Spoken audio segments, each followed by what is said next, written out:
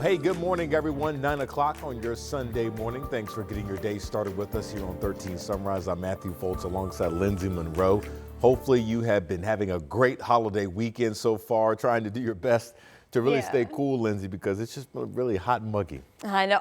It seems like every year 4th of July comes, at least this year, we weren't dodging as many storms with all the outdoor activities going on. That is true. That is true. And you were saying today, kind of going to get a little bit of relief, but kind of flip the script a little bit of what we've been seeing. Exactly. We're going to reintroduce some storm chances to the forecast, but that's going to be along a cold front that will ultimately change up this steamy and stagnant weather pattern that we've been in. I want to show you a couple views of across central Indiana right now, from Indianapolis up to Bunker Hill. Starting to see some clouds developing across the northern tier of the state. So we are seeing completely clear skies here in downtown Indy, where our temperature has already warmed back up to 80. It's 79 in Bunker Hill right now, and across the board temperatures starting to climb. 81 in Muncie, we've got 78 in Shelbyville and 77 in Columbus, and we are still seeing dew point temperatures holding steady kind of right there near that 70-degree mark. And then through the course of the day, just because of all this excess moisture we've got in the atmosphere, we're going to keep dew points likely in the low 70s, which means it's going to be very uncomfortable from a mugginess standpoint again for today. So here we go. Over the next several hours, temperatures will continue to warm back into the low 90s. For forecast highs this afternoon, that's exactly where we were yesterday. In fact, this will be day 4 in a row where we've had a high of 90 or above. Now we get into the evening tonight, primarily after about 4 p.m.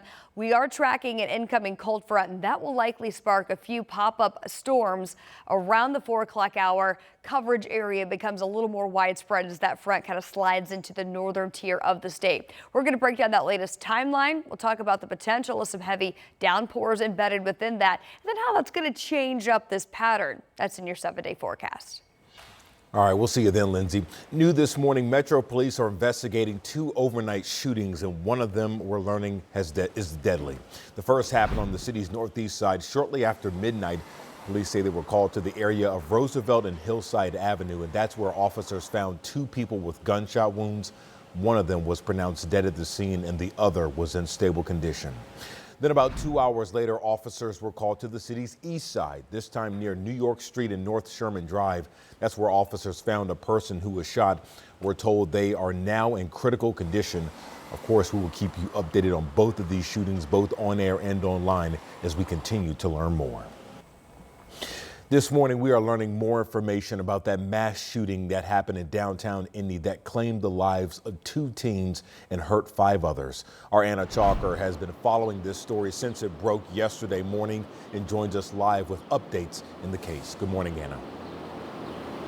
Good morning, Matthew. We know the 2 who died were teenage boys. A 16-year-old died right here on the scene, a 15-year-old later on in the hospital. And those 5 other victims who were hurt, police tell us they were between 16 and 21 years old. And police tell us this happened around 1:30 Saturday morning when downtown officers were already here on scene responding to a separate disturbance call when they heard shots being fired off of Illinois and Washington streets. And when they were able to get closer, they found 6 of the 7 victims who were shot. 5 of them were rushed to the hospital, and another victim took themselves there later on. And IMPD says this shooting happened when hundreds of unsupervised kids were hanging out downtown. And we heard from many city leaders on this yesterday. They say it's time for the parents to step up and know where your kids are. All of this pain, all of this grief, all of this heartache is avoidable and is preventable. But you have to take responsibility as a mom, a dad, a man, a woman, a grandmother, a aunt, a cousin, or uncle. I think we know what's going on in our homes. We know what's going on in our neighborhoods.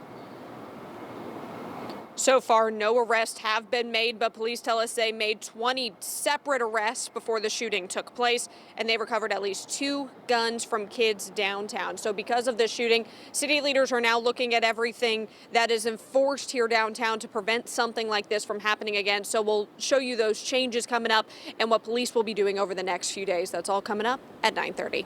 All right, we'll see you then. Our Anna Chalker reporting live for us in downtown Indy. Thanks, Anna. And today we know faith and local leaders will be planning a procession downtown in wake of that mass shooting. They say they'll be walking from Christ Church Cathedral to the scene of where that shooting took place. 13 News will be there at noon and will share their message. You can also find continuing coverage of this mass shooting right now at our website at WTHR.com. And it's not just Indianapolis dealing with youth gun violence. In downtown Fort Wayne yesterday, one teen was killed and 3 others injured. Police were called to an unknown problem around midnight and found 3 people shot. Police say a 16-year-old boy died and the other 2 are said to be in stable condition.